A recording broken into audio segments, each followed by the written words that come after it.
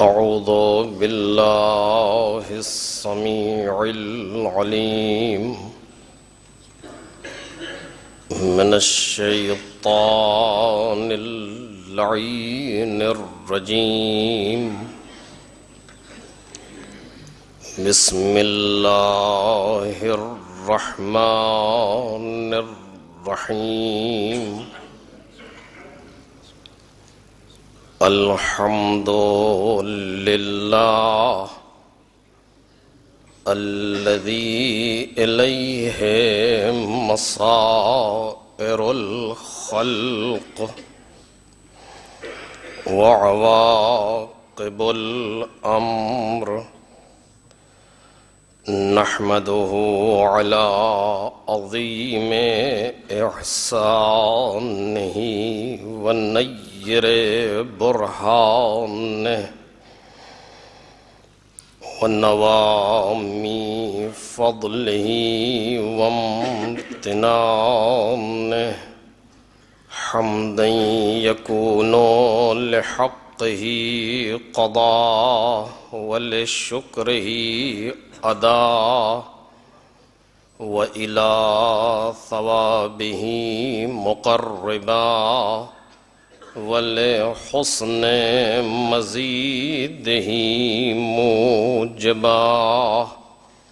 والصلاة والسلام والتحية والإكرام على أمينه وحبيبه وخيرته من خلقه وحافظ سره ومبلغ رسالاته العبد المرتضى والنبي المجتبى والرسول المصطفى أبي القاسم محمد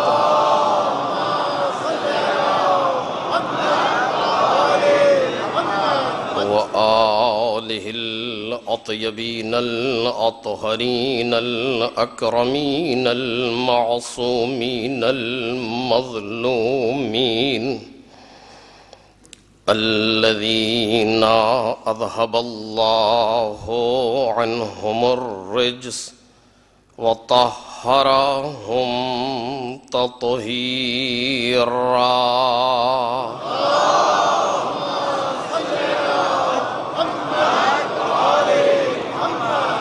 لا سيما ابن الزهراء بقية الله وآيته الكبرى واللعنة الأبدية على أعدائهم أجمعين.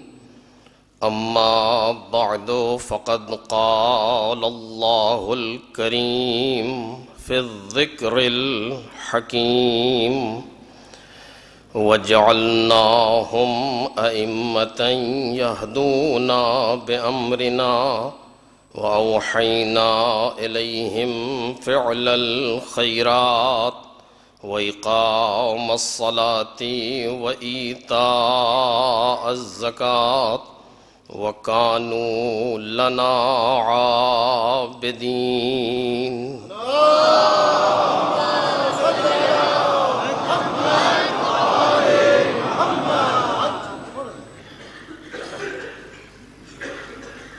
بزرگان محترم اور برادران عزیز، کافی حضرات ہیں جو مشکلات میں گرفتار ہیں. کچھ لوگوں نے التماس دعا کہا ہے اپنی مختلف حاجتوں کی برابری کے لیے. کچھ لوگ مریض ہیں، ان کی شفا کے لیے. جو پریشان ہیں ان کی پریشانی کو دور ہونے کے لیے. جو لوگ یہاں پر کچھ مشکلات میں گرفتار ہیں مختلف قسم کی، ان تمام مشکلات کے حل کے لیے جہاں جہاں بھی عزاداران مظلوم کربلا، عزاداری مظلوم کربلا میں مشغول ہیں، ان سب کی حفاظت اور صحت و سلامتی کے لیے، دشمنان عزائے مظلوم کربلا اگر قابل ہدایت نہیں ہیں تو ان کی نیست و نابودی کے لیے، اور اپنے اس مختصر سے ذکر کے قبول ہونے کے لیے 3 مرتبہ بخلوص نیت محمد اور آل محمد علیہ الصلاۃ والسلام پر صلوات پڑھیں گے۔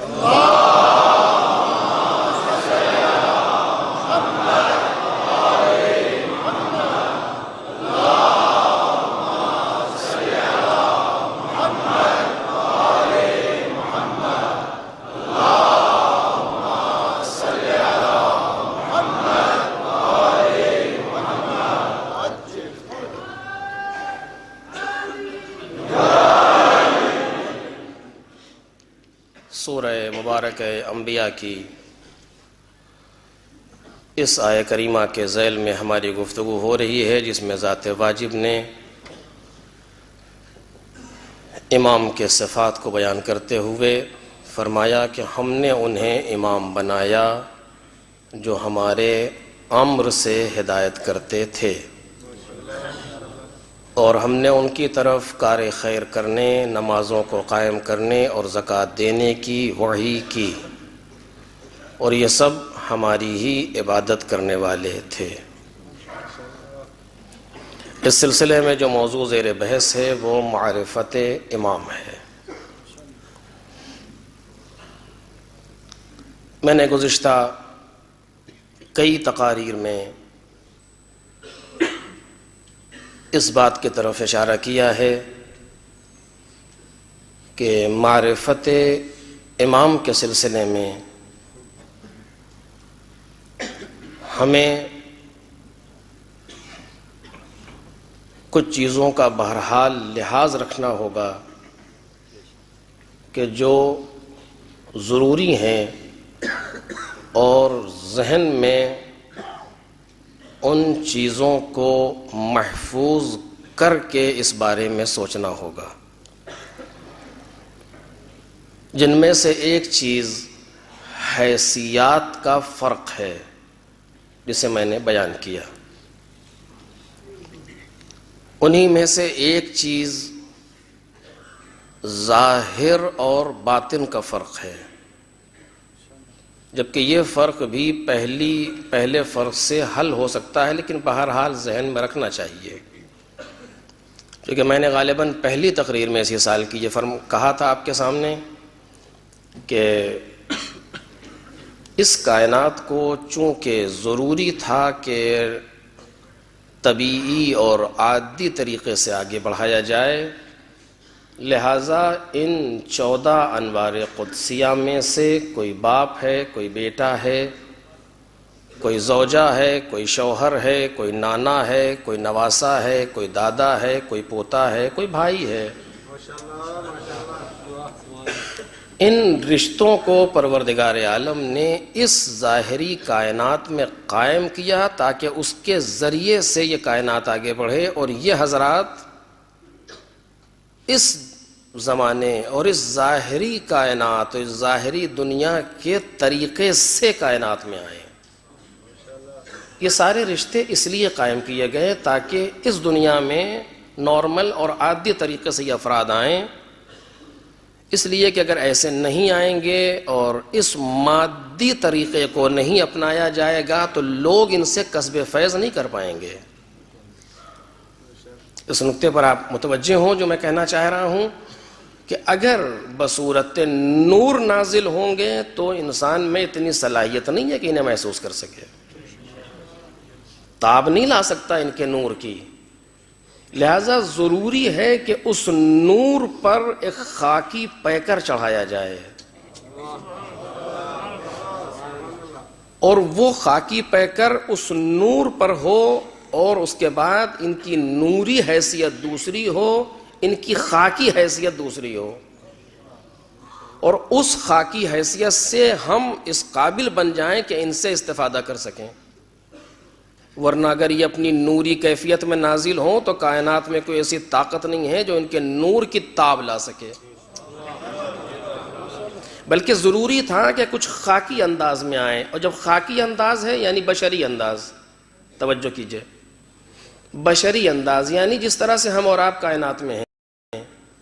اور جب بشری انداز میں یہ دنیا میں آئیں گے، ایک بشر بن کر کے آئیں گے، تو بشر کے لیے ضروری ہے کوئی ماں ہو، کوئی بیٹا ہو، کوئی باپ ہو، کوئی بیٹا ہو، کوئی نانا ہو، کوئی نواسا ہو، کوئی دادا اور پوتا. اس طریقے سے کائنات آگے بڑھے گی.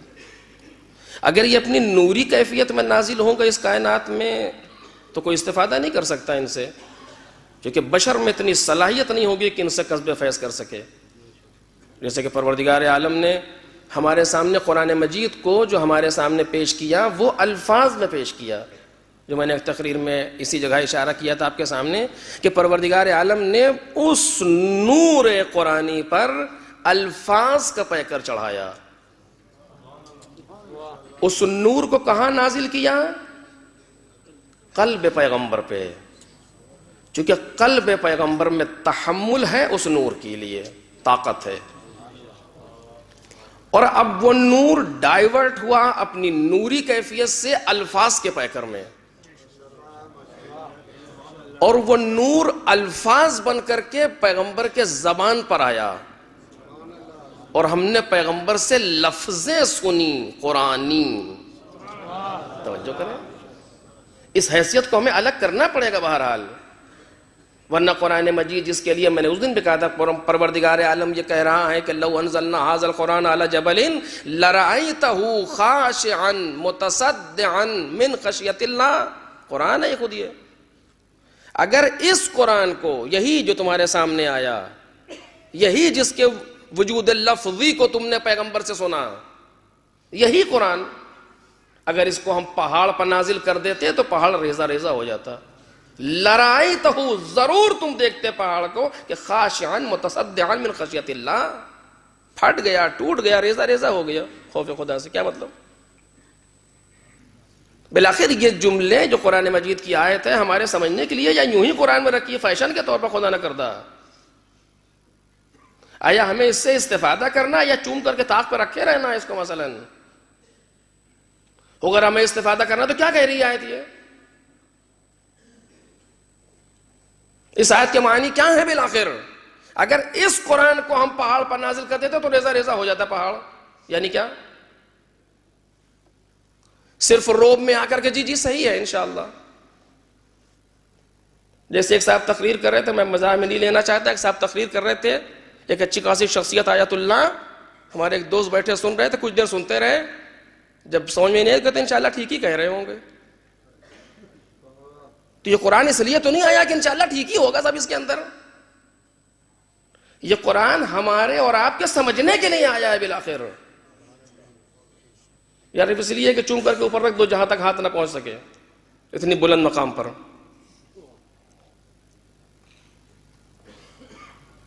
اگر میں غلط کہہ رہا ہوں تو آپ مجھے بتائیں. تو جب قرآن یہ موجود ہے، قرآن خود کہہ رہا ہے لو انزلنا هذا القرآن على جبل، یہ هذا القرآن، اسی قرآن کو اگر ہم پہاڑ پر نازل کر دیتے تو لرأیتہ، تم ضرور دیکھتے کہ خاشعا متصدعا من خشیۃ اللہ، خوف خدا سے پہاڑ ریزہ ریزہ ہو گیا. مطلب کیا ہے اس آیت کا؟ یعنی اگر یہ قرآن مجید کے جو کلام الہی ہے، جو جلوہ باطن محمد اور آل محمد ہے،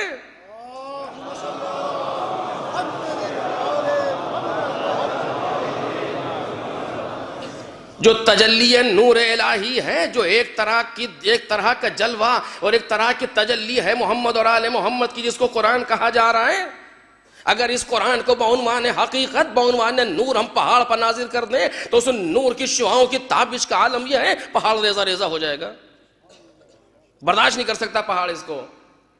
یہ کوئی ایسی چیز نہیں ہے کہ جو صرف یوں ہی ہم سے کہی جا رہی مبالغہ ہے، کہہ دیا، نہیں. اب میں اگر اسی پر رکوں، مجھ جیسا جاہل تو شاید وقت ختم ہو جائے. آپ دیکھیے بعض جگہوں پر زلزلہ آتا ہے، پہاڑ اپنی جگہ چھوڑ دیتا ہے. بالآخر کیا ہوتا ہے؟ کہ گیسز میں اتنی طاقت ہے کہ ہلا کر رکھ دیتی ہے. سمندر کی تہ میں زلزلہ آیا اور اس نے سونامی جیسی کیفیت پیدا کر دی ہمارے سامنے. نور میں اتنی طاقت ہے کہ نہ جانے کیا کچھ کر دے کائنات کے اندر.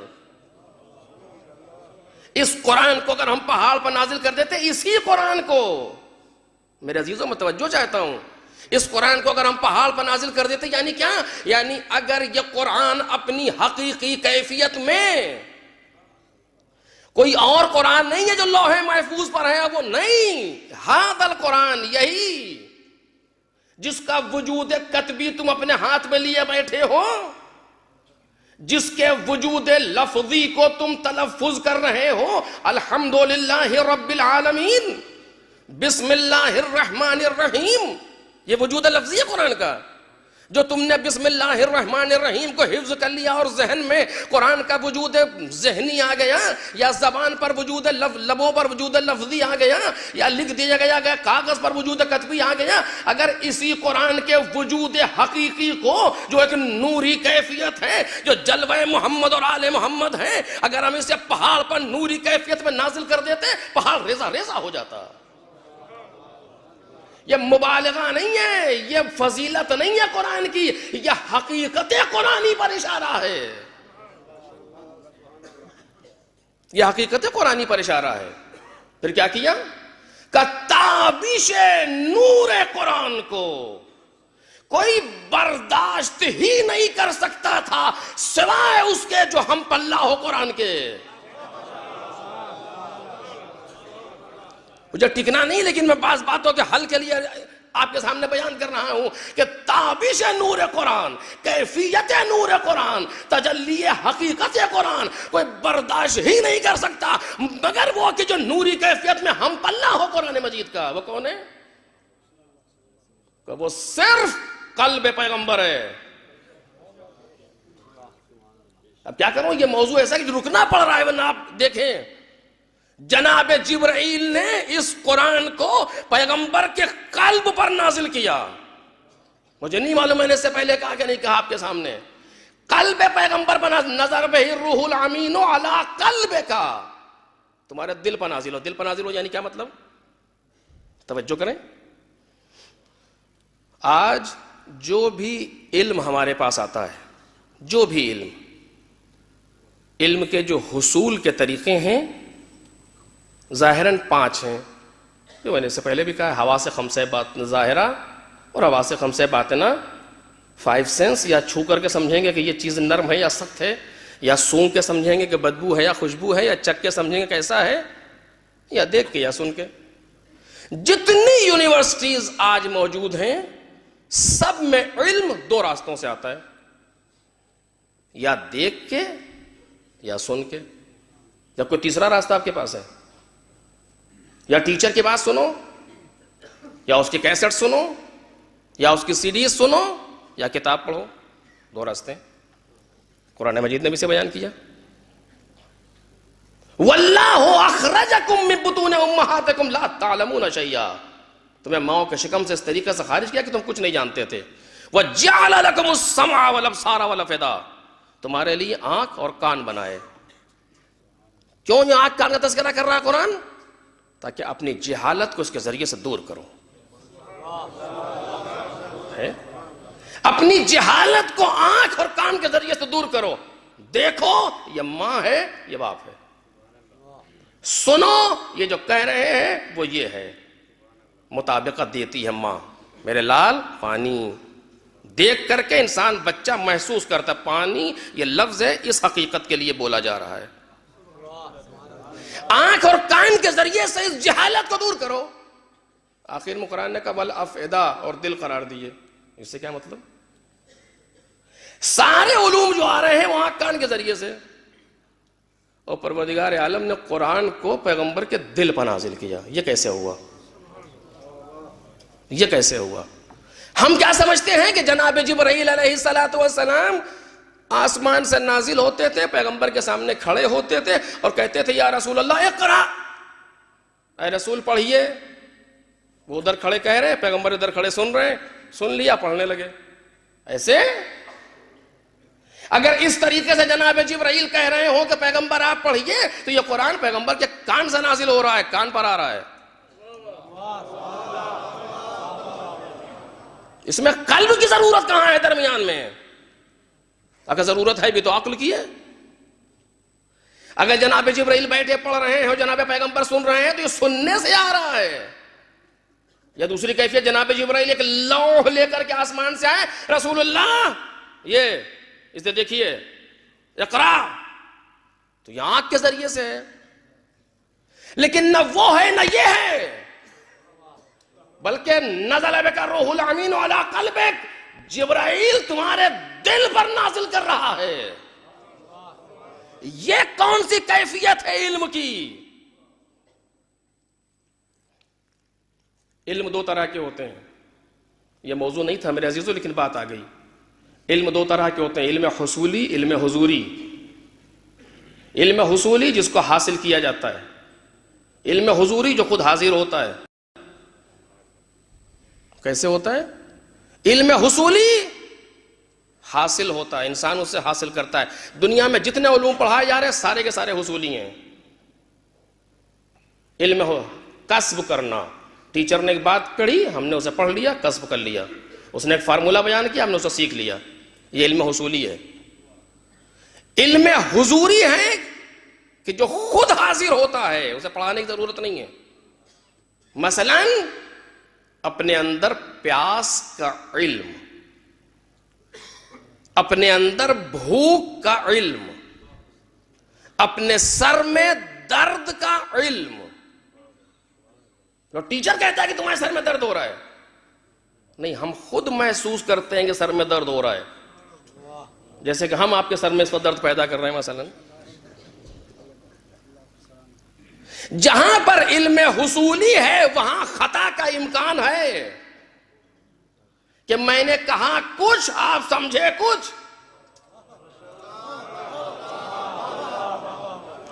خطیب نے پڑھا کچھ، مجمع نے آبزرو کیا کچھ اور۔ اب یہ الگ بات ہے کہ پڑھنے والا اپنے پڑھنے کا ذمہ دار ہوتا ہے، کسی کے سمجھنے کا ذمہ دار نہیں ہوتا۔ ایک صلوات پڑھیں محمد اور آل محمد۔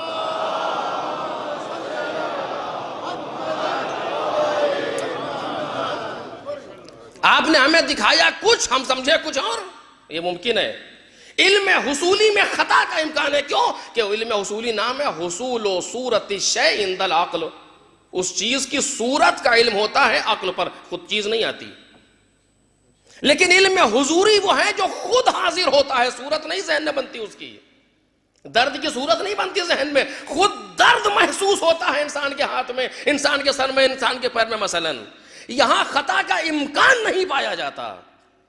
علماء نے باقاعدہ بحث کی ہے کہ علم حضوری میں خطا کا امکان نہیں ہے، اور اسی لیے بحث ہوتی ہے کہ جب پیغمبر نے وحی کو لیا ہے تو دریافت وحی میں امکان خطا نہیں ہے۔ کیوں امکان خطا نہیں ہے؟ اس لیے کہ وحی الہی بصورت علم حصولی نہیں آ رہی، بصورت علم حضوری موجود ہے۔ ایک صلوات پڑھیں محمد اور آل محمد۔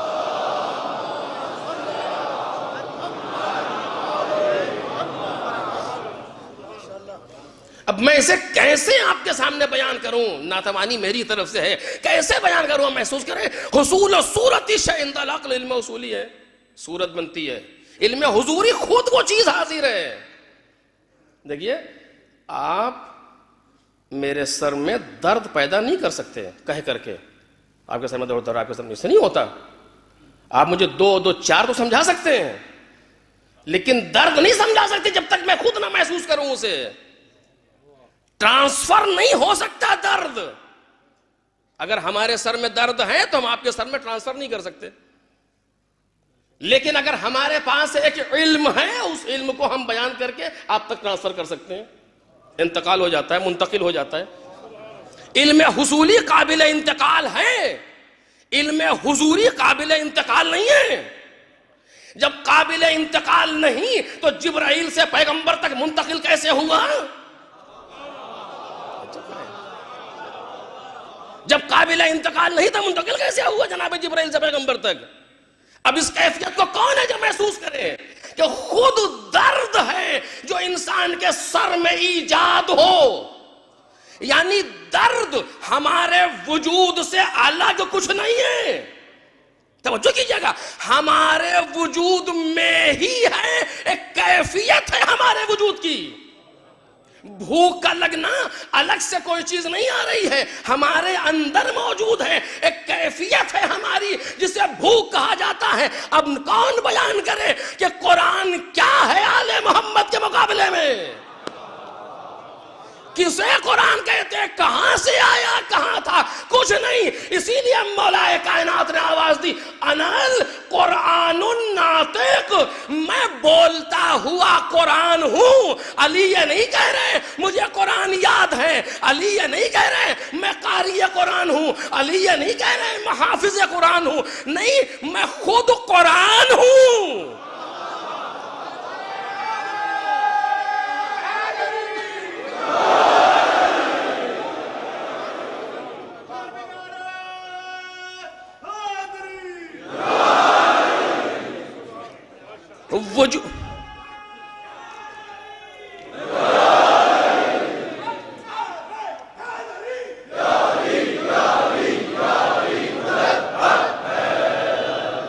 وجود مبارک پیغمبر اکرم حضرت محمد مصطفیٰ صلی اللہ علیہ وآلہ وسلم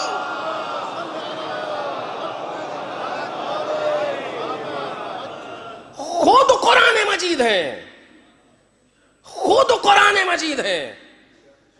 پروردگار کہتا اگر ایک چیز بغیر ہمارے کہے منسوب کر دے پیغمبر میری جانب, لو تقول علینا بعض الاقاویل لاخذنا منہ بالیمین ثم لقطعنا منہ الوتین. اگر ہم پیغمبر ایک کوئی چیز ہماری طرف اپنی مرضی سے منتقل کر دے یا منسوب کر دے, ہم داہنی جانب سے پکڑ کے اسے کھینچ لیں گے, اس کی شہرت کو جدا کر دیں گے. اس کے معنی یہ نہیں ہے کہ پیغمبر منسوب کر سکتے ہیں, بلکہ یہ آیت دلیل اس بات پر ہے کہ اصلا اس قابل نہیں ہے کہ منسوب ہو سکے.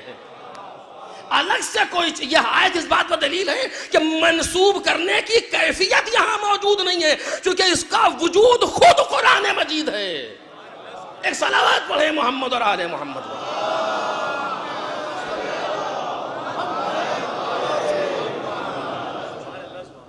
اب میں نے آپ سے عرض کیا کیا مجھے اب آپ کو ظاہر و باطن کو الگ کرنا پڑے گا. کیوں؟ ظاہر میں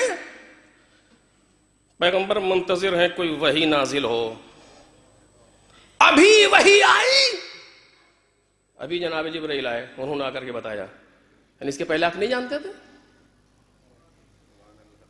اس کے پہلے آپ کو اطلاع نہیں تھی قرآن مجید کی, تو پھر کیسے آپ نے کہا تھا اس جگہ کعبے کے پاس جب مولا کائنات گود میں لیا تھا کہ بالکل ویسے ہی پڑھ رہے ہو جیسے میں لوح محفوظہ پڑھتا تھا؟ وہ کیا چیز ہے, وہ کیا چیز ہے کہ امام حسن گہوارے سے لوح محفوظ کا مطالعہ کر رہے ہیں؟ وہ کیا چیز ہے کہ مولا کائنات آغوش میں قرآن پڑھ رہے ہیں, اور ادھر علی ابن ابی طالب آیت کے نازل ہونے کے بعد قرآن پڑھ رہے ہیں, وہاں قبل نزول قرآن پڑھ رہے ہیں؟ کہ وہ باطن ہے ان شخصیات کا, یہ ظاہر ہے ان شخصیات کا. ایک صلوات پڑھیں محمد اور آل محمد.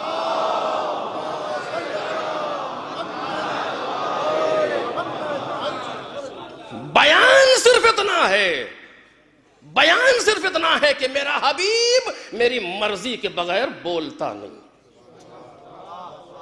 کون سی آیت کس جگہ کہنی ہے یہ حبیب جانتا ہے, یہ میرے نبی کو معلوم ہے کون سی آیت کس جگہ کہنی ہے. جبرائیل نازل ہوئے تاکہ تم یہ نہ سمجھو کہ اپنی طرف سے کہہ دیا. تمہیں یہ خدشہ پہ, تم کیا محسوس کرو کہ یہ کون ہے, تم تو اپنا بڑا بھائی سمجھ رہے ہو. یہ اور بات ہے کہ قرآن کی کیفیت یہ ہے کہ جہاں پر اگر کوئی یہ کہے کہ اپنی طرف سے کہہ دیا تو یا تو دیوانہ ہوگا یا پھر کسی سازش کے تحت کہے گا. کیفیت ہے قرآن چیلنج کہتا لے آؤ اچھا, ہم جیسا ایک لے آؤ, کوئی مجھے اس سے بحث نہیں ہے. تو میں آخر لیکن ایک بات یہیں پر اور سن لیں. علم حضوری, علم حضوری آپ نے سمجھ لیا نا, محبت کو جو احساس دل میں ہے, ماں کے دل میں بچے کے لیے احساس محبت, علم ہے اس کو اس محبت کا. نفرت ہمارے دل میں جو بات سے نفرت ہے خدا اسے باقی رکھے.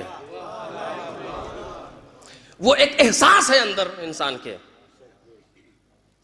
درد کا وجود, بھوک کا وجود, پیاس کا وجود, اس طرح کی بہت سی چیز جو وجود ہیں علم حضوری ہے. میں لاکھ کوشش کروں لیکن اپنے علم حضوری کو آپ تک نہیں پہنچا سکتا, کوئی راستہ نہیں. چونکہ جب ہم کہیں گے ہمارے سر میں اتنی تیز درد ہو رہا جیسے یوں ہوتا ہے, آپ کے ذہن میں اس درد کی صورت بنے گی, درد نہیں جائے گا. ہم اپنے بچے کو اتنا چاہتے ہیں اور اتنا چاہتے ہیں, آپ میری محبت کی ایک صورت محسوس کریں گے, محبت نہیں ٹرانسفر ہوگی. جناب پیغمبر پر قرآن نازل ہوا, پیغمبر نے کہا ابھی آیت آئی ہے بسم اللہ الرحمن الرحیم, لوگوں نے بسم اللہ الرحمن الرحیم کی تصویر سمجھی, اور خود حقیقت ہے بسم اللہ کہاں ہے؟ تو جو پیغمبر نے کہا تو لفظ ہے, وہ جو نازل ہوئی حقیقت کہاں جو علم حضوری بن کے پیغمبر پر آئی, کہ وہ تو وجود ہے پیغمبر پر ہے. وہ کہاں ہے جس کے نازل ہونے سے پہاڑ ریزہ ریزہ ہو جائیں؟ وہ کہاں ہے کہ لو, جس کے لیے قرآن مجید نے کہا کہ اگر اس کے ذریعے سے لو کل ما بہ الموتى اور قطعت بہ الارض اور کل ما بہ الموتى, اگر اس قرآن کے ذریعے سے پہاڑوں کو چلا دیا جائے, اس قرآن کے ذریعے سے مردہ بولنے لگے, اس قرآن کے ذریعے سے زمین کو طے کر دیا جائے, یہ کیفیت کہاں ہے؟ وہ قرآن کہاں ہے جو یہ سب کر رہا ہے؟ وہ وجود حقیقی ہے قرآن کا, وہ تو پیغمبر پہ ہے. جب پیغمبر پہ ہے تو پھر دفن ہو گیا. پیغمبر کے ساتھ آج جو موجود ہے وہ لفظی اور کتبی اور یہ سب ہے. کیوں؟ اس لیے کہ ٹرانسفر تو ہو ہی نہیں سکتا. دیکھیے علم حضوری تو ٹرانسفر نہیں ہو سکتا. جب ٹرانسفر ہوگا تو حصولی بن جائے گا. جب حصولی بن جائے گا تو یا لفظی آئے گا یا کتبی آئے گا یا ذہنی آئے گا, حقیقی تو نہیں آ سکتا. جب قابل ٹرانسفر میں قابل انتقال نہیں ہے تو پھر کیسے آئے گا؟ کہ قابل انتقال نہیں ہے, کسی غیر کی طرف, کسی غیر کی طرف منتقل نہیں ہو سکتا. کوئی جو غیر پیغمبر ہے, توجہ کیجئے, جو غیر پیغمبر ہے وہ حقیقت قرآنی کو نہیں لے سکتا, لیکن جو خود نفس پیغمبر ہے,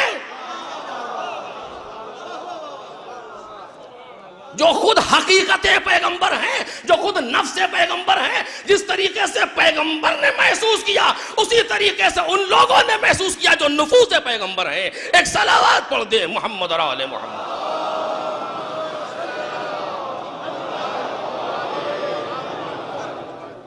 ایک ظاہری کیفیت ہے اور ایک باطنی کیفیت ہے.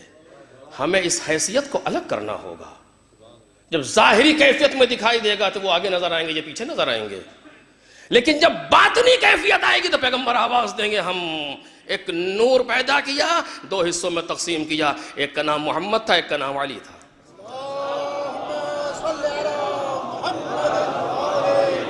یہ اس حقیقت کی طرف اشارہ ہے جو حقیقت ہے ان 4 معصومین کی, جو کن اور طے ہے, جہاں تک ذہن نہیں جا سکتا لیکن جہاں تک پہنچ رہا ہے ذہن, وہ یہ کیفیت ہے کہ وہاں ایک وجود ہے جو 14 میں تقسیم ہو رہا ہے, سرے منہ کسی میں کوئی فرق نہیں ہے. توجہ چاہتے ہیں اس کیفیت میں جو باطن ہے, جو باطن ہے محمد اور آل محمد علیہ الصلوۃ والسلام کا. پروردگار کے بعد یہ,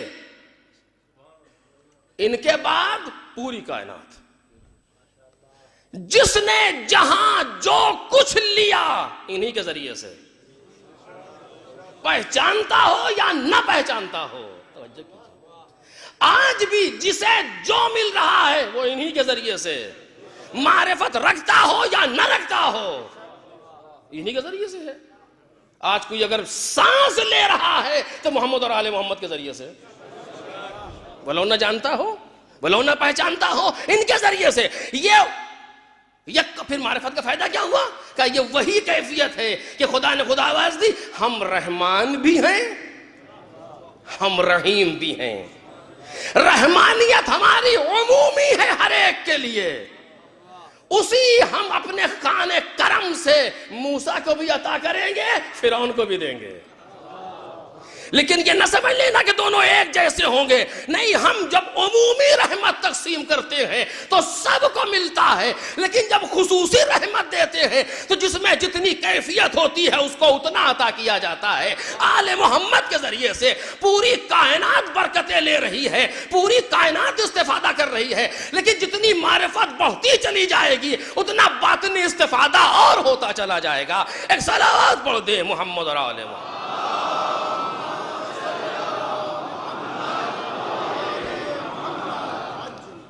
لہذا ضروری ہے کہ ہم معرفت کی منزل پر آئیں۔ آپ دیکھیے، بس آخری بات اس سلسلے میں کہ ہمیں محسوس کرنا چاہیے حیثیات کو، اور فرق کرنا پڑے گا ظاہر و باطن کو۔ پروردگار کے بعد سب سے اعلیٰ مخلوق محمد اور آل محمد، یہ 14 نور، ان میں کا 15واں خلقی نہیں ہوا کائنات میں، یہ 14 انوار قدسی۔ اول ما خلق اللہ ارواحنا، سب سے پہلے پروردگار عالم نے ہمارے نور کو خلق کیا۔ اب یہ خلق کیا یعنی کیا؟ یہ تو بڑے سخت منازل ہیں، وہی بقول ہمارے دوست کہے کہ دماغ کی چولیں ہل جاتی ہیں۔ خلق کیا یعنی کیا؟ وہ فیاض علی الاطلاق، آیا ممکن ہے کہ فیاض ہو اور فیض نہ ہو؟ آپ تصور کریں کہ سورج ہے لیکن روشنی نہیں، تصور کیجئے ایسا سورج جس سے نور نہ نکلے گا، ہو ہی نہیں سکتا۔ کیوں؟ چونکہ یہ آپ جیسے یوں کہہ دیجئے ایک ایسے دائرے کا تصور کریں جس میں 4 کونے ہوں، اب یہ دائرہ نہیں ہوگا یا کونا نہیں ہوگا؟ یہ کیسے ممکن ہے کہ دائرہ بھی ہو اور کونے بھی ہوں؟ تو پھر سورج کا تصور کیجئے بغیر ضیاء کے، کہ ہو ہی نہیں سکتا۔ یا پھر سورج نہیں ہے، سورج ہے تو ضیاء کے ساتھ ہے۔ اس فیاض علی الاطلاق کا تصور کیجئے بغیر کسی چیز کے۔ عجب منزل ہے یہ، عجب مقام ہے یہ۔ نہیں، یہ خلق کرنے کے معانی یعنی وہ ہے جس کی وجہ سے ہم ہیں، یعنی اب اسی لیے کب سے خلق ہوئے اور کب خلق ہوئے، یہ اب و کب و جب و تب، اس طرح کی لفظیں محمد اور آل محمد کے لیے بولی نہیں جا سکتی۔ یہ کب سے ہیں، وہ پہلے ہیں، یہ بعد میں ہیں، اس طرح کی جو لفظیں ہیں یہ بولی نہیں جا سکتی ان کے لیے۔ کیوں؟ دلیل دے رہا ہوں اس لیے، اب و جب و کب و تب کی لفظیں کون سی ہیں؟ لفظ زمانی ہیں، زمانے کو سمجھاتی ہیں۔ زمانہ کسے کہتے ہیں؟ سورج و چاند کی گردش۔ سورج و چاند کی گردش کا نام ہے زمانہ۔ اور اگر گفتگو اس وقت کی ہو جب سورج و چاند خلق ہی نہیں ہوئے، تب آپ کیسے کہیں گے اب و جب و کب و تب؟ یہ جب جملے کہاں سے استعمال ہوں گے؟ کچھ نہیں کائنات میں، یا وہ خالق حقیقی یا اس کا جلوہ بصورت محمد اور آل محمد۔ ایک صلوات پڑھیں محمد اور آل محمد۔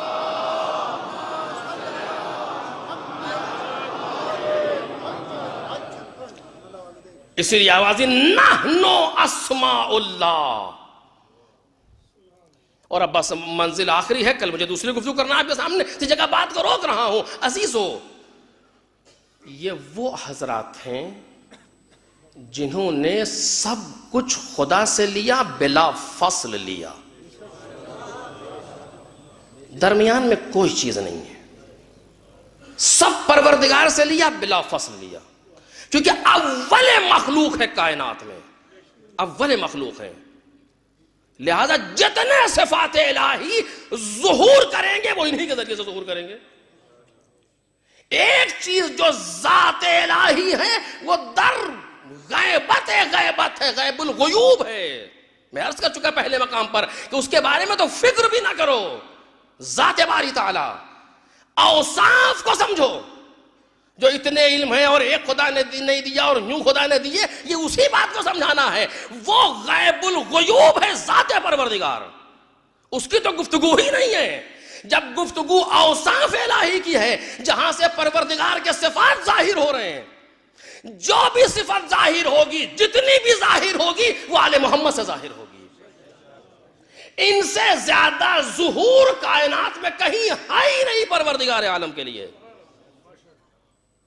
اور اب آپ اس جملے کو پہچانیں جو جناب امام صادق علیہ الصلوۃ والسلام نے کہا،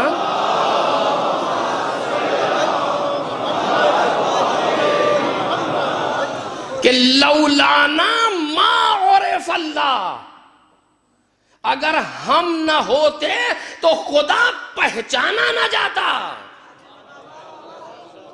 توجہ کریں، لولانا ما عرف اللہ، اگر ہم نہ ہوتے تو خدا پہچانا نہ جاتا. جو بھی معرفت خدا کی کائنات میں ہے ہماری وجہ سے ہے. ایک تو یہ مفہوم ہے، توجہ کریں، ایک تو یہ مفہوم ہے. جس نے بھی خدا کو جہاں پہچانا، وہ ملائکہ ہوں، وہ انبیاء ہوں، وہ مرسلین ہوں، وہ اولو العزم ہوں، وہ اوصیاء ہوں، وہ انس ہوں، جن ہوں، کچھ بھی ہوں، جس نے جہاں بھی خدا کو پہچانا انہی کی وجہ سے پہچانا. معرفت آ رہی ہے پیغمبر سے.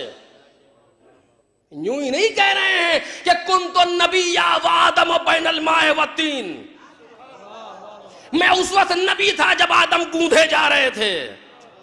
یہ مجھ جیسا خطیب نہیں ہے جو اپنے فضائل پڑھ رہا ہو. پیغمبر کائنات کی حقیقت اور کائنات کی ریالٹی پر گفتگو کر رہا ہے. یہ نہ سمجھنا کہ ہم 30 عام ایک عام الفیل میں آئے اور 30-40 سال کے بعد شروع ہوئے. نہیں نہیں، یہ تو ہمارا ظاہر ہے، یہ تو ہمارا ظاہر ہے. جو ایک عام الفول میں تم نے ہمارے وجود کو یہاں دیکھا اور 40 سال کے بعد ہم نے کہا کہ ہم پیغمبر ہیں اور ہم پر آیت نازل ہوئی ہے اور ہم رسول ہیں اور کلمہ پڑھو. یہ ظاہر وجود پیغمبر ہے جو تم دیکھ رہے ہو. باطن میں آؤ، تمہاری اوقات کتنی ہے. آدم نہیں کہہ سکتے کہ پیغمبر ہم جیسا ہے.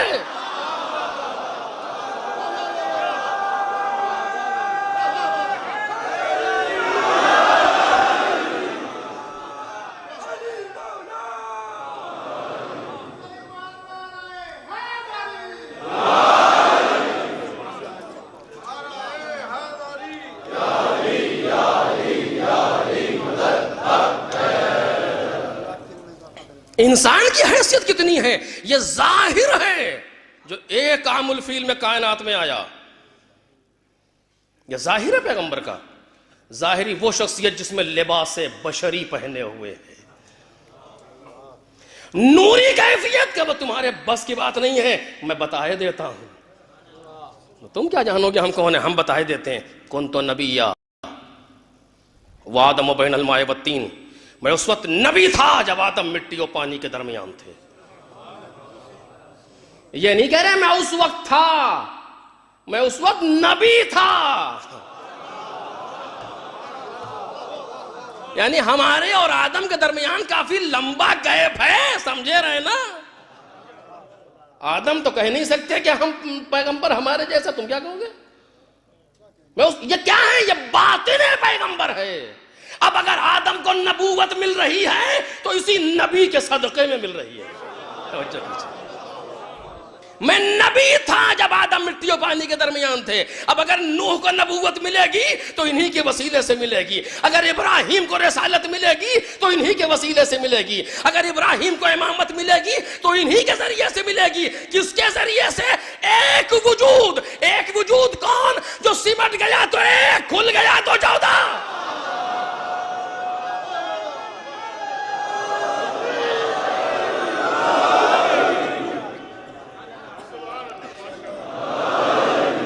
وہ ایک وجود ہے، لیکن ایک وجود ایسا ایک نہیں ہے جیسا تم ایک ہو کہ تمہاری نسل میں اولادیں ہیں بعد میں آئیں گی. بعد نہیں ہے.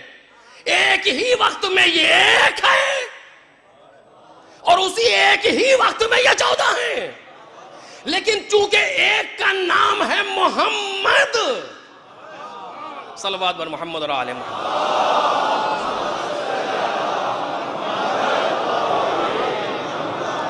ظاہر میں آ کر کے اسماء کو بدلا گیا تاکہ نام کے بدلنے سے تمہیں محسوس ہو سکے کہ یہ کون ہے.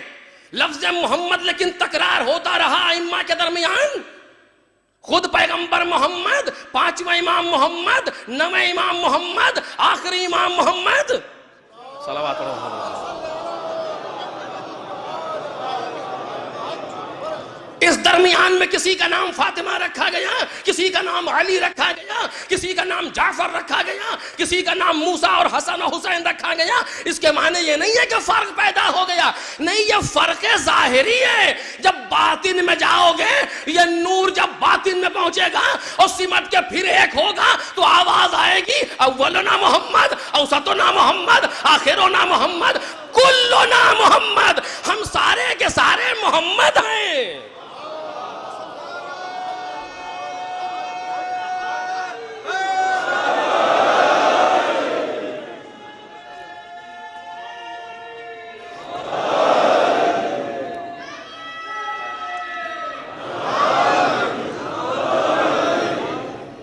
ہم سارے کے سارے محمد یعنی کیا؟ ہم سارے کے سارے محمد یعنی کہ کوئی شاعر ہے جو شاعری کر رہا ہے، کوئی خطیب ہے جو نکتہ لگا رہا ہے کہ نکتہ لگ جائے چاہے دین پامال ہو جائے، ایسا تو نہیں، پیغمبر ہیں، مولا کائنات کہہ رہا ہے کلنا محمد، یعنی کیا کلنا محمد؟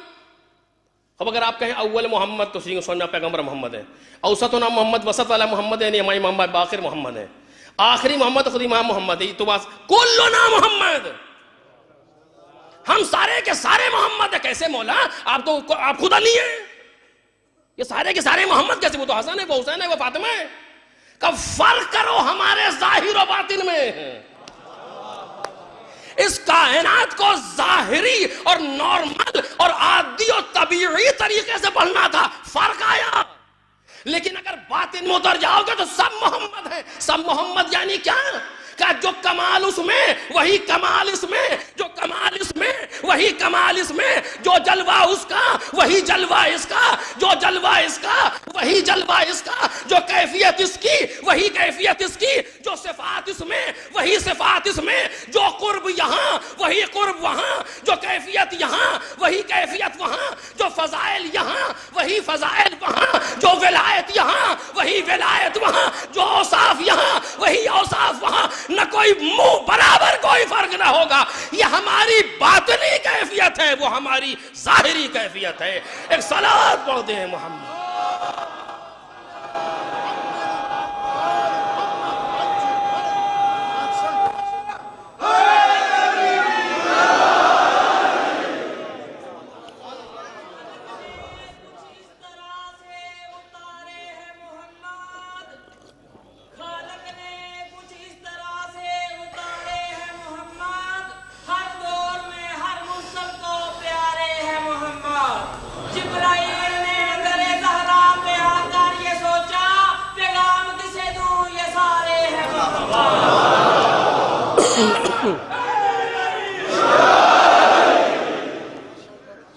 جبرائیل نے سوچا اور نہ سوچا، شاعر نے ضرور سوچ لیا۔ ایک صلوات پڑھے محمد اور آل محمد۔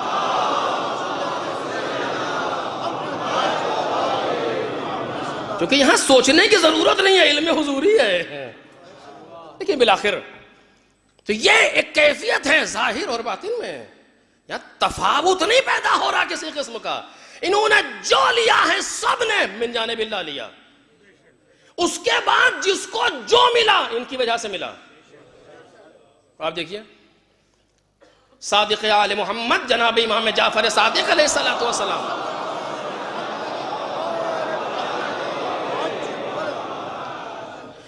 ما تکاملت النبوۃ للنبی حتی اقر بفضلها ومحبتها، کسی نبی کی نبوت مکمل نہیں ہوئی جب تک اس نے سیدہ کی محبت اور سیدہ کی فضیلت کا اقرار نہیں کر لیا۔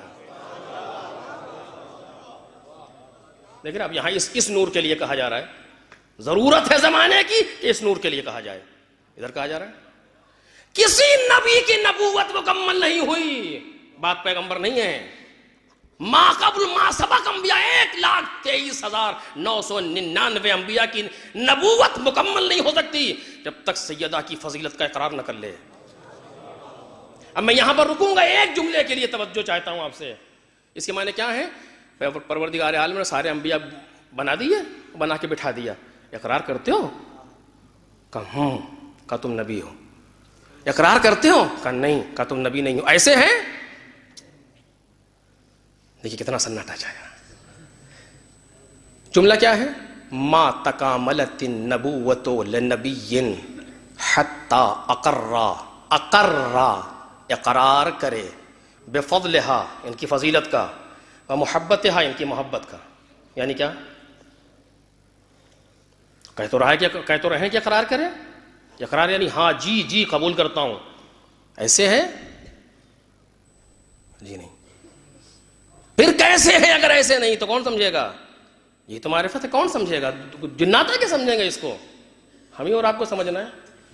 یہ اقرار ہے، توجہ کی جائے تو لفظ پر، یہ اقرار زبانی نہیں ہے بلکہ اقرار وجودی ہے.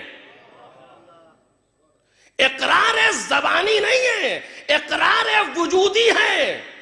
کوئی بلب نہیں جل سکتا جب تک وہ ٹرانسفارمر کی فضیلت کا اقرار نہ کر لے. اس کے معنی کیا ہے؟ یعنی سارے بلب وہیں سے جلائے جاتے ہیں. بلب اقرار نہیں کرے گا، لیکن یہ زبان رکھی گئی تاکہ ہم اور آپ سمجھیں. ورنہ بات تکوینی ہے، بات خلقت کی ہے. نبوت ان تک آ ہی نہیں سکتی بغیر سیدہ کے. ایک صلوات پڑھیں محمد اور آل محمد.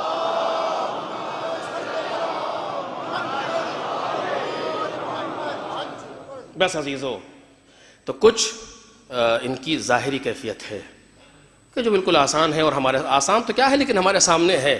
اسے محسوس کرتا ہے زمانہ، جبکہ اس میں بھی مشکلات پیدا کرتے ہیں لوگ. لیکن بہرحال ہمیں ان سے بحث نہیں ہے. لیکن ایک مرحلہ وہ ہے جو ان کی باطنی کیفیت ہے، اور جتنا ہم اسے اپنے اندر درک کرتے چلے جائیں گے، سماتے چلے جائیں گے، اتنا انسان کے اندر فضائل و کمالات پیدا ہوتے چلے جائیں گے. کیونکہ یہ وہ ہستیاں ہیں جنہوں نے جو لیا سب خدا سے لیا، لیکن براہ راست لیا، درمیان میں کوئی وسیلہ نہیں ہے. ان کے بعد جس نے خدا سے لیا ان کے ذریعے سے لیا، ان کے ذریعے سے لیا. مثال کا وقت نہیں، میں آپ کے سامنے عرض کرتا. میں جس نے بھی لیا، پیغمبر فرماتے تخلقوا باخلاق اللہ، اخلاق الہی سے اپنے آپ کو مزین کرو. یعنی کیا؟ قرب پروردگار یعنی کیا؟ اللہ سے قریب ہونا. یعنی کیسے قریب ہو؟ دور ہے جیسے قریب ہو جائے. اینما تسموا فثم وجہ اللہ، اینما تولوا فثم وجہ اللہ. جدھر بھی نظر ڈالو گے خدا ہے.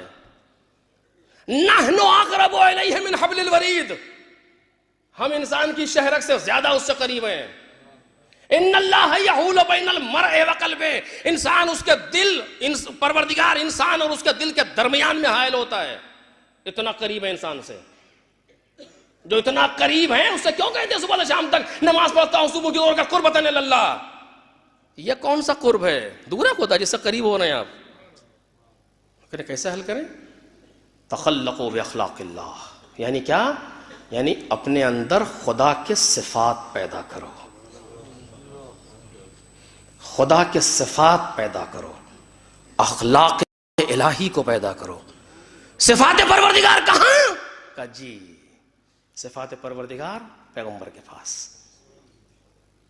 پیغمبر کے بعد جو پیغمبر جیسا اس کے پاس. پھر پیغمبر نے سلسلہ بتایا، یہ 12 جانشین میرے ہیں، کلہم من قریش، سارے کے سارے قریش سے ہوں گے. سب نے اس کو لکھا ایک کے بعد ایک، جو سارے کے سارے پیغمبر جیسے، کوئی فرق نہیں کسی جگہ پر. ان کے ذریعے سے صفات کو حاصل کرو. اور جتنا وہ صفات ہے پیغمبر، جو پیغمبر میں صفات ہیں وہ کس کے ہیں؟ خدا کے ہیں. خدا کے صفات کا ظہور پیغمبر سے، خدا کے صفات کا ظہور مولا کائنات سے، خدا کے صفات کا ظہور جناب سیدہ سے. یہ جو کر رہے ہیں یعنی وہ خدا کر رہا ہے. پھر کہہ رہا ہوں ظاہر کو ہٹا دے، اس کے معنی یہ نہیں ہے کہ خدا شادی کر رہا ہے، ٹھیک ہے پیغمبر شادی کر رہے ہیں. بحث ظاہر کی نہیں ہے، بحث صفات پہ کر رہا ہوں پروردگار عالم کی. خدا کیا کہہ رہا ہے؟ یہ سنگریزے تم نے پھینکے ہیں، تم نے نہیں پھینکے، میں نے پھینکے ہیں. وما رمیتا اذ رمیتا، تم نے نہیں پھینکا جو تم نے پھینکا. تم نے نہیں پھینکا جو تم نے پھینکا، تم ہی نے تو پھینکا. کہا نہیں، ولکن اللہ رما، خدا نے پھینکا ہے. کیوں؟ چونکہ صفات الہی کا ظہور تم سے ہے, میرے صفات تم سے ظاہر ہو رہے ہیں. اگر پیغمبر کسی کو دیکھ رہے ہیں اس کے معنی خدا اسے دیکھ رہا ہے.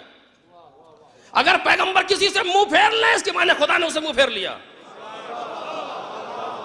اگر پیغمبر کسی کو دیکھ کے مسکرا دے یعنی رحمت الہی آ گئی سامنے. اگر پیغمبر کسی پر غضبناک ہو جائے یعنی خدا غضبناک ہو گیا. یہ مرکز صفات الہی ہے, یہ منبع محور صفات پروردگار ہے. آپ اٹھا کر کے دیکھیے ساری کتابوں نے اس کو لکھا, فاطمہ تو بضعۃ منی من اغضبها اغضبنی, یا فاطمہ ان اللہ یرضی لرضاک ویغضب لغضبک. فاطمہ تمہاری رضا سے خدا راضی ہوتا ہے. یعنی کیا؟ یعنی جس سے تم راضی ہو اس سے خدا راضی ہے. کیا مطلب؟ خدا سیدہ کا تابع نہیں ہے, لیکن سیدہ کا راضی ہونا کشف کرتا ہے کہ خدا راضی ہے. چونکہ سیدہ کی رضا مظہر رضا پروردگار ہے. یہ ہماری طرح نہیں جس سے چاہے ناراض جس سے چاہے راضی ہونا ہی نہیں. اگر یہ راضی ہو رہے ہیں یعنی خدا راضی ہو رہا ہے. کیوں؟ چونکہ رضا الہی کا مظہر یہی ہے. لیکن اس کیفیت سے, اور بس آخری بات کہوں, دیکھیے ایک لفظ آتا ہے علم تفسیر میں اور علم حدیث میں کہ اس آیت کا مقام بیان کیا ہے. یعنی کیا مطلب؟ یہ آیت بیان کیا کرنا چاہتی ہے, اس حدیث کا مقام بیان کیا ہے, حدیث کہنا کیا چاہتی ہے. آیا فضیلت کو بیان کر رہی ہے یا حقیقت کو بیان کر رہی ہے؟ کس چیز کو بیان کر رہی ہے؟ آپ دیکھیں فلاں انسان شیر جیسا ہے, کہ جھوٹ بولتے ہیں آپ. کیوں؟ کہ اسے پنجے تھے ہی نہیں. بھئی فلاں انسان شیر جیسے کا مقام بیان ہے نہیں کہ اسے پنجے ہوں گے. مقام بیان شجاعت ہے فقط, نہیں ہے کہ اس کا دانت بڑے بڑے انسانوں کو پھاڑ دیتا. نہیں, بحث یہ نہیں ہے. مقام بیان اس جملے کا یہ ہے کہ اس میں شجاعت پائی جاتی ہے کہ نہیں. اسی طریقے ساری حدیث کا مقام بیان ہے, ساری آیتوں کا مقام بیان ہے. کون سمجھے گا؟ جو مزاج آشنا ہو کلام پیغمبر, جو مزاج آشنا ہو کلام اہل بیت سے. میسج پر آئی حدیث سے عقیدہ نہیں بنایا جا سکتا. ایک صلوات پڑھے محمد اور آل محمد.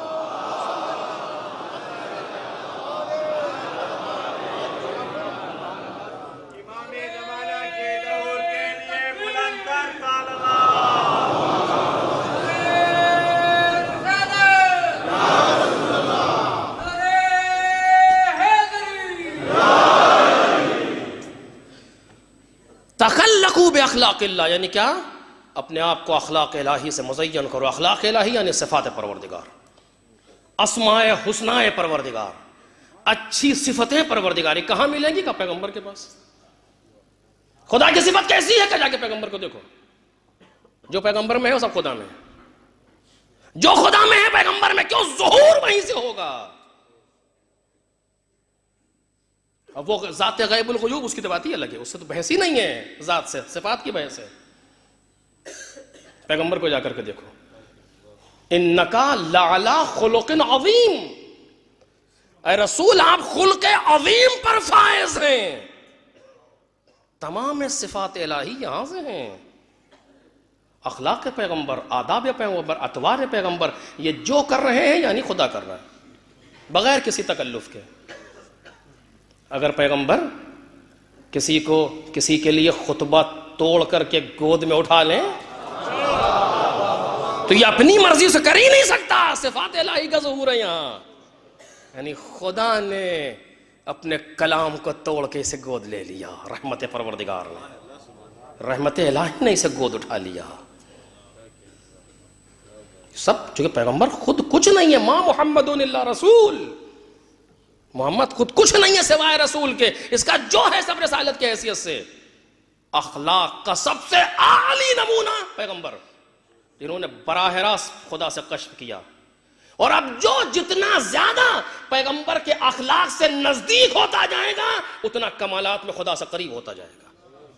قرب خدا کے معنی یہ ہیں, اپنے آپ کو پروردگار سے قریب کرنے کے معنی یہ ہے, ولایت رکھنے کے معنی یہ ہے. جتنا زیادہ اخلاق پیغمبر آتے جائیں گے اتنا انسان صاحب ولایت بنتا جائے گا. اور اس پر گفتگو کا موقع نہیں کہ میں عرض کروں.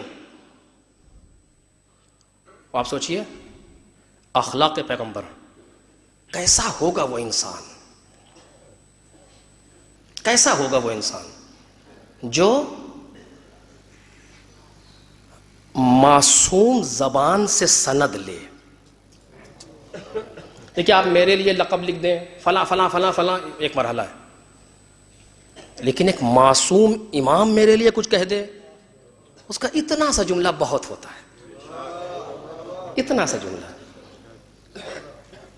اگر وہ کسی سے کہے تم میرے غلام ہو, اس کو لکھوا لو,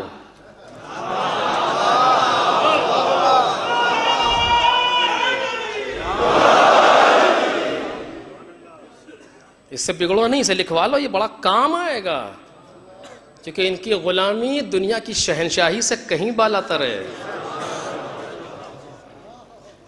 معصوم زبان سے سند لینا, رشتہ داری ناطے داری یہ سب کچھ نہیں چلتا وہاں.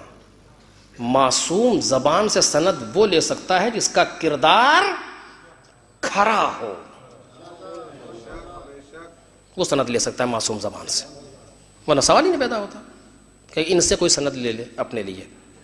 اور اگر معصوم زبان کسی کے لیے کہے کہ یہ انسان وہ ہے جو سب سے زیادہ پیغمبر سے شبیہ ہے,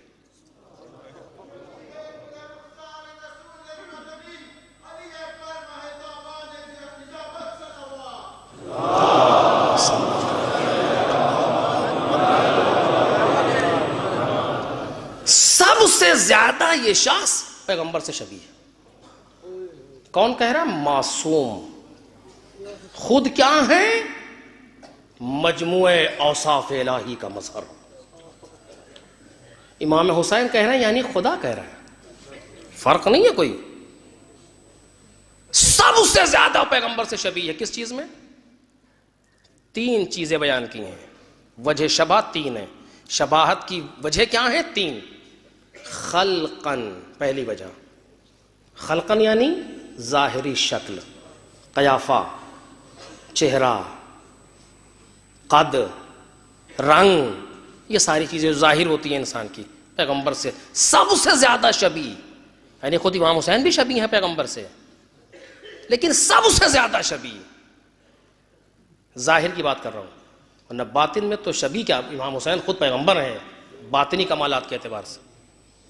ظاہراً میں سب سے زیادہ شبیہ خلقن, خلق میں جناب علی اکبر ہے. خلقن اخلاق میں یہ منزل کمال کی ہے جہاں ذہن محسوس نہیں کر پاتا کہ امام نے کہا کیا. جناب علی اکبر کی جو عمریں لکھی گئی ہیں مقتل میں, 18 برس, 19 برس, 25 برس, 27 برس, بس 27 سے آگے کوئی نہیں گیا. سب سے زیادہ 18 اور 19 کو لکھا گیا, اور یہ کہتے ہیں کہا گیا ہے کہ 25 یا 27 کے بھی تھے. 27 برس کیا ہوتا ہے اس کائنات میں اگر ہو بھی تو, 18 برس کا جوان ہے. اور امام فرماتے سب سے زیادہ شبیہ ہے اخلاق میں, اخلاق پیغمبر یعنی اوصاف الہی, شجاعت, سخاوت, اس طرح کے صفات. خلقن و خلقن و منطقن, گفتگو میں پیغمبر گفتگو جب کرتے تھے کیا ہوتا تھا؟ یا حدیث یا قرآن یا حدیث قدسی. اللہ کیسا علی اکبر نے اپنے آپ کو اوصاف الہی میں سمو دیا کہ معصوم زبان سند دے رہی. 18 برس کا جوان, 19 برس کا جوان,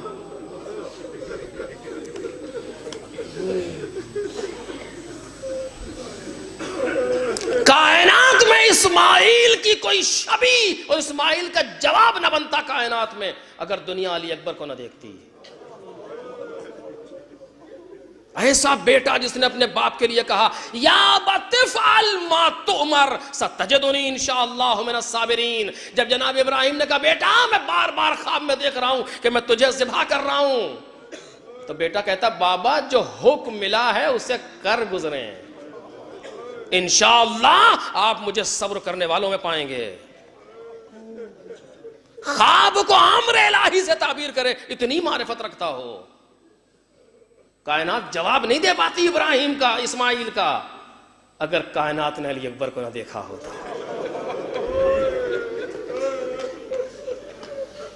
ایسا بیٹا. ارباب مقاتل لکھتے ہیں کہ بنی ہاشم میں سب سے پہلے میدان میں جانے والا علی اکبر ہے. سب سے پہلے میدان میں جانے والے جناب علی اکبر ہیں. ارباب مقاتل لکھتے ہیں اس چیز کو. اور آپ دیکھیں بعض جگہوں پہ موجود ہے کہ خود امام نے کہا تقدم ولدی، میرے لال بسم اللہ. لیکن مجھے اسے بحث نہیں ہے کہ کب شہید ہوئے، بات کردار علی اکبر کی ہے کہ شہید ہونے والا ہے کون.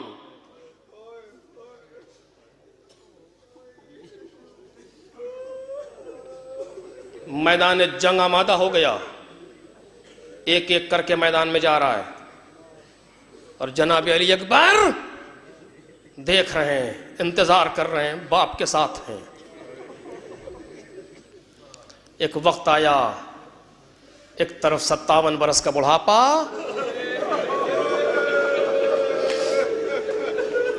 ایک طرف 18 برس کی جوانی.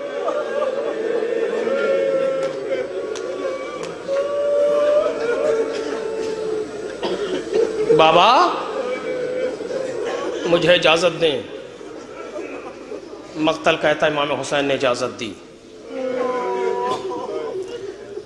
بازو تھام کے علی اکبر کا گھوڑے پر بٹھایا.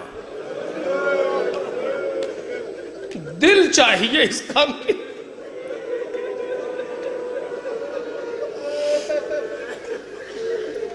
امام ساری صفتوں میں کمال پر ہوتا ہے، تو باپ کی محبت بھی تو کمال پر ہے حسین ابن علی کی.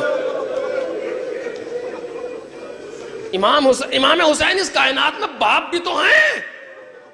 اپنے ہاتھ سے امام حسین نے بیٹے کو سوار کیا. بیٹا گھوڑے پر بیٹھا، بہادر باپ کا بہادر بیٹا ہے. علی اکبر جیسی مثال کائنات میں نہیں ہے.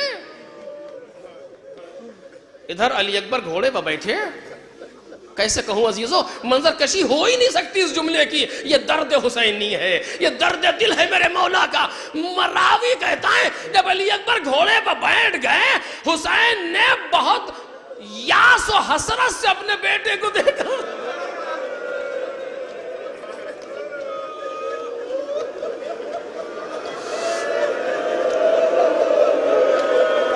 ایک مایوسانہ نظر علی اکبر کے چہرے پر ڈالی، انگشت شہادت کو آسمان کی طرف بلند کیا، آواز دی اللہم شہد علی ہؤلاء القوم قد برز الیہم غلام اشبہ الناس خلقا وخلقا ومنطقا برسولک کنا اذا اشتقنا الی نبیک نظرنا الیہ. اے پروردگار گواہ رہنا اس قوم پر، اب وہ جا رہا ہے جو صورت و سیرت، اخلاق و کردار و گفتار میں سب سے زیادہ تیرے نبی کی شبیہ ہے. جب میں نبی کی زیارت کا مشتاق ہوتا تھا تو اکبر کو دیکھتا.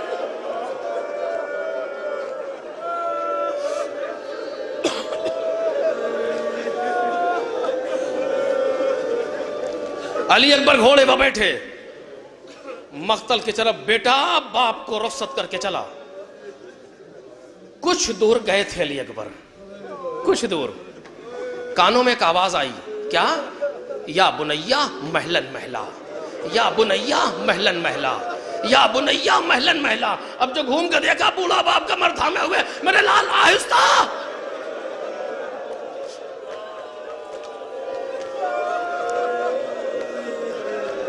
علی اکبر آہستہ باپ کو آتے ہوئے دیکھا، لجام فرس کو کھینچا، گھوڑا ٹھہرا، اتر آئے گھوڑے سے. بابا آپ نے تو رخصت کر دیا تھا بابا. اے بابا آپ تو زحمت فرمائی. کچھ نہیں کہا. امام حسین نے علی اکبر سے کچھ نہیں کہا. کیا کہیں حسین علی اکبر سے, اپنے دل کے درد کو کیسے بیان کریں؟ صرف ایک جملہ کہا, جو مقتل نے لکھا ہے وہ پڑھ رہا ہوں. صرف ایک جملہ کہا, کہتے میرے لال جب تک سامنا رہے مڑ مڑ کے دیکھتے رہے.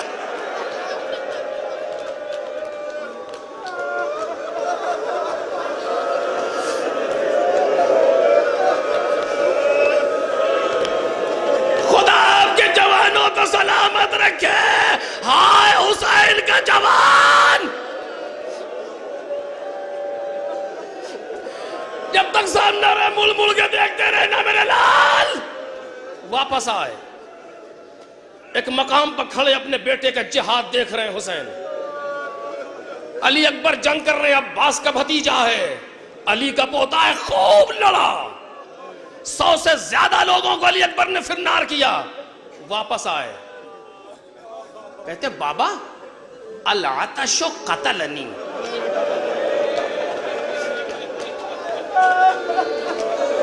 اے بابا پیاس مجھے قتل کیے دیتی ہے.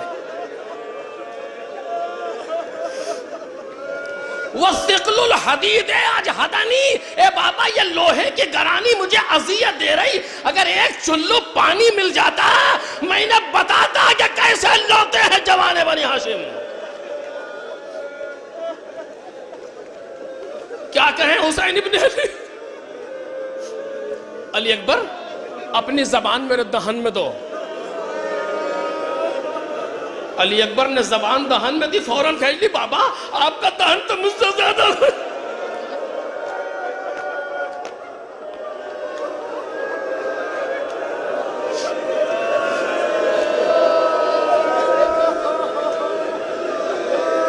روایت کے فکرے ہیں, رو رہے ہیں حسین ابن علی.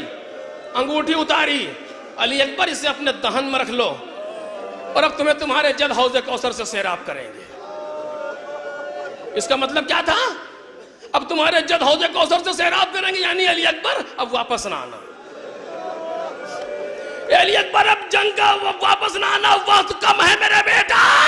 باپ کی مرضی کو بیٹے نے محسوس کیا. علی اکبر نے اپنے آپ کو میدان پر وارد کیا. لکھا ہے میمنے پر آتے ہیں تو میسرے پر الٹ دیتے ہیں, میسرے بجاتے ہیں تو میمنے پر الٹ دیتے ہیں. علی کا شیر محوے وغا تھا. ایک دشمن چھپ کر کے آیا, پہلو سے نیزہ مارا.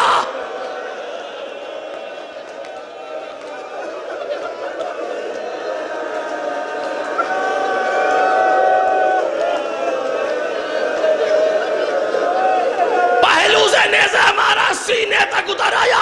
علی اکبر مڑے, نیزہ ٹوٹ گیا. سنبھالا, اپنے آپ کو سنبھالا. علی کا پوتا ہے, سنبھل کے گھوڑے پر بیٹھے. ابھی علی اکبر جہاد کر رہے ہیں. لکھا ہے ایک تیر علی اکبر کے گردن پر لگا. یہ مقتل کے فکرے آئے. ایک تیر علی اکبر کے گردن پر لگا, اب سنبھلا نہ گیا. گھوڑے سے نہیں گرے, اپنے آپ کو گھوڑے پر جھکا دیا. گھوڑا لے کر کے جنگ میدان میں چلا. جدھر سے گزرتے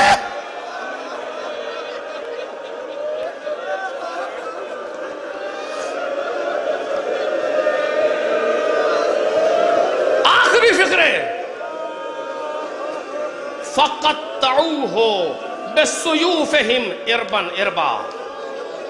تلواروں نے علی اکبر کے بدن کو ٹکڑے ٹکڑے کر دیا. اور جب گھوڑے پر سنبھلا نہ گیا, گھوڑے سے گرے تو گرتے گرتے آواز دی وعلیک السلام یا ابدا.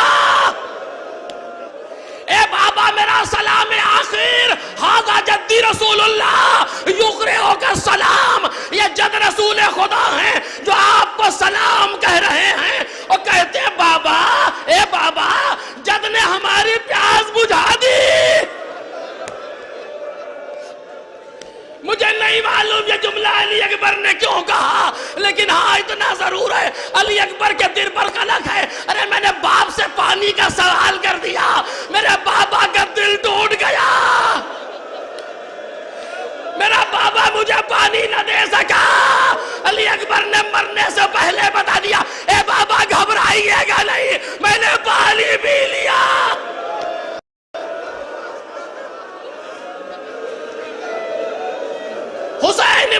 نے بیٹے کی آواز سنی، بچھڑا وہ لال جس کا گوارا نہ تھا فراق، فرماتے تھے کہ لوٹ لیا تو نے عراق، خنجر کی آرزو ہے، خنجر کی آرزو ہے، شہادت کا اشتیاق، اے موت جلد آ کہ اب زندگی ہے شاق، ارے برباد اس طرح کوئی آباد گھر نہ ہو، کیا زندگی کا لطف جب ایسا بے سر نہ ہو۔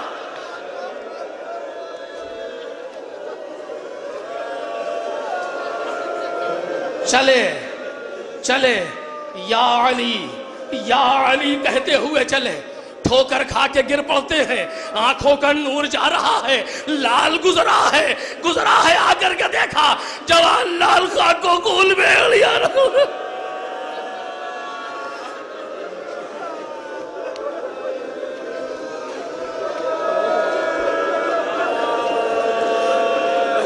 مقتل نے ایک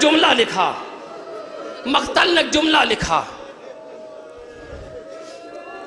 وضع خدہ علی خدہ، حسین ابن علی نے اپنے رخسار کو اکبر کے رخسار پر رکھا۔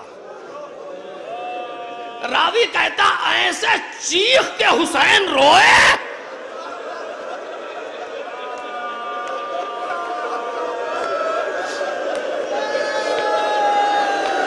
کہ نہ اس کے پہلے کبھی روئے نہ اس کے بعد کبھی ایسے روئے۔ اے اکبر تم نے کیا کر دیا باپ کے ساتھ؟ میدان میں اشقیاء منہ پھیر پھیر کے رونے لگے حسین کے رونے پر۔ نہیں اس جملے کا حق ادا نہیں ہوا۔ میں ایک بات کہہ رہا ہوں جلدی سے توجہ کیجئے۔ ایک عالم دین ہے، کربلا میں رہتے تھے، انہوں نے دیکھا ایک عرب ہے جو روز آتا ہے، ایک خاص وقت پہ آتا ہے، امام حسین کے زری کو پکڑتا ہے اور بہت زور سے گریہ کرتا ہے اور عجب بلک کے کچھ کہتا ہے۔ جب انہوں نے کئی دن دیکھا تو ایک دن قریب گئے کہ دیکھیں یہ کہتا کیا ہے، شاید اس کا کام میں حل کر سکتا ہوں، بڑا بیچارہ پریشان معلوم ہوتا ہے۔ زری کو چومنے کے بہانے سے قریب گئے کہ سنیں، کان لگا کے جب سنا عجب دعا کی اس نے، کہتا ہے اے صاحب قبر کے خدا، میرے کوئی اولاد نہیں ہے،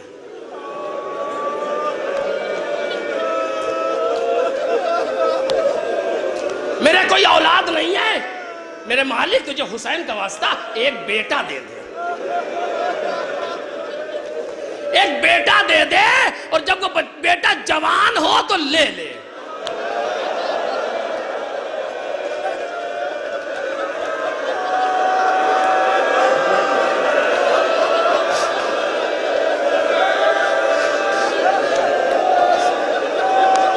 جب وہ بیٹا جوان ہو تو لے لے، تاکہ مجھے کچھ احساس تو ہو کہ بیٹے کا داغ کیسا ہوتا ہے۔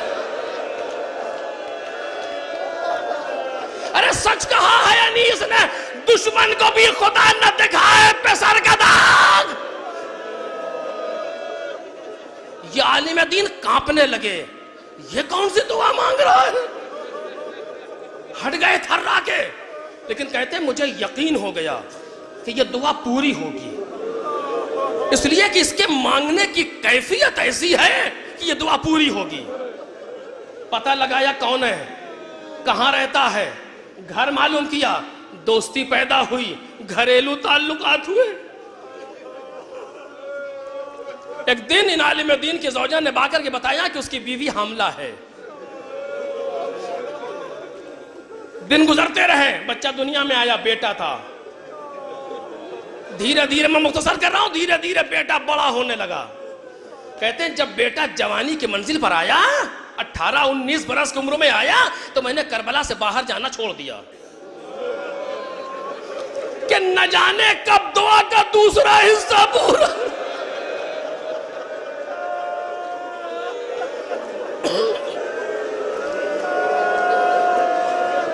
کب ہم اس کے ساتھ رہنے لگے، ایک دن ہم دونوں کچھ لے رہے تھے، کسی نے اچانک خبر دی جلدی چلو تمہارے بیٹے کی حالت غیر ہے. کب میرا دل پھٹ گیا پروردگارا، ارے کیا دعا پوری ہو گئی. باپ گھر کی طرف دوڑا، ہم پیچھے پیچھے دوڑے. گھر کے نزدیک آئے تو اندر سے رونے کی آواز آ رہی تھی. پتا چل گیا کہ بیٹا مر گیا. کہ ہم اس کے ساتھ ساتھ گھر میں وارد ہوئے کہ اب دیکھیں کیا کرتا ہے. بیٹے کے جنازے پر آیا، ہاتھوں کو بلند کیا، اے خدا تیرا شکریہ، تو نے دعا کو مستجاب کر دیا. حسین نے رخسار پر رخسار رکھا علی اکبر کے. جملہ یاد رکھنا کہ خدا کا شکریہ کیا. اس کے بعد بیٹے کی لاش پر جھکا،